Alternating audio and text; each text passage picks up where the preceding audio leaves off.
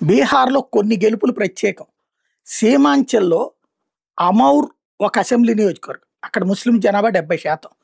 మొన్న ఎన్నికల్లో ఎంఐఎం గెలిచింది. దాదాపు 39,000 మెజార్టీతో. అంతకుముందు కూడా అదే పార్టీ గెలిచింది. కొచ్చాదామన్‌లో 72% ముస్లింలు. జోకిహాత్, బహదూర్‌గంజ్, బైసీ ఈ నియోజకవర్గాల్లో ముస్లిమ్స్ 60% కంటే ఎక్కువ ఉన్నారు. అన్ని చోట్ల ఎంఐఎం వరుసగా రెండోసారి గెలిచింది. లైక్ మన పాత బస్తీ తరహాలో అనుకోవచ్చనమాట. ఇది ఒక ఎత్తయితే, ఇప్పుడు ప్రధానమైనటువంటి అంశం ఏంటయ్యా అంటే, ఇవి కాకుండా మరికొన్ని నియోజకవర్గాల్లో ఒక ప్రత్యేకమైనటువంటి పరిస్థితుల్లో విజయాలు జరిగినాయి. అది అతి తక్కువతో. బీహార్ అసెంబ్లీ ఎన్నికల్లో ఒకే ఒక్క సీటు సాధించింది బీఎస్పీ. అక్కడ 30 ఓట్ల తేడాతో ఈ విజయం సాధ్యమైంది. నిన్న రాత్రి దాకా అందుకే లేట్ అయిందనమాట.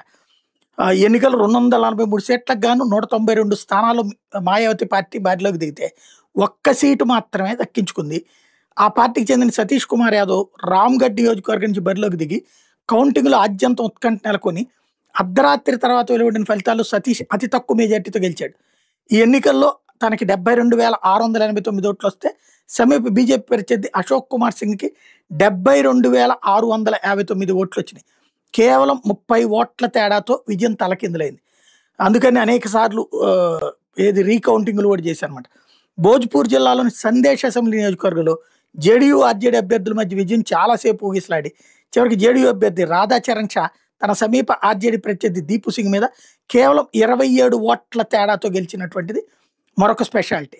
అయితే అర్రాలోని అగియాన్ ప్రాంతంలో సిపిఐఎంఎల్ లిబరేషన్కి చెందిన శివప్రకాష్ రంజన్ బీజేపీ అభ్యర్థి మహేష్ పాస్వాన్ చేతిలో 95 ఓట్ల తేడాతో ఓడిపోయాడు. నబీనగర్ అసెంబ్లీ స్థానంలో జేడీయూ పార్టీకి చెందిన చేతనానంద్ ఆర్జేడీ అభ్యర్థి అమోద్ కుమార్ సింగ్ని 112 ఓట్ల తేడాతో ఓడించాడు. బీజేపీ ప్రత్యర్థి పవన్ కుమార్ జైస్వాల్ ఓడించి ఆర్జేడీ అభ్యర్థి ఫైసల్ రెహమాన్ ఢాకా స్థానాన్ని సొంతం చేసుకున్నాడు. వీళ్ళ మధ్య వ్యత్యాసం కేవలం 178 ఓట్లు. పోర్బస్గంజ్ అసెంబ్లీ నుంచి బీజేపీ తరఫున బరిలోకి దిగిన విద్యాసాగర్ ఓడిపోతే కాంగ్రెస్ అభ్యర్థి బిశ్వాసు కేవలం 221 ఓట్ల తేడాతో గెలిచాడు.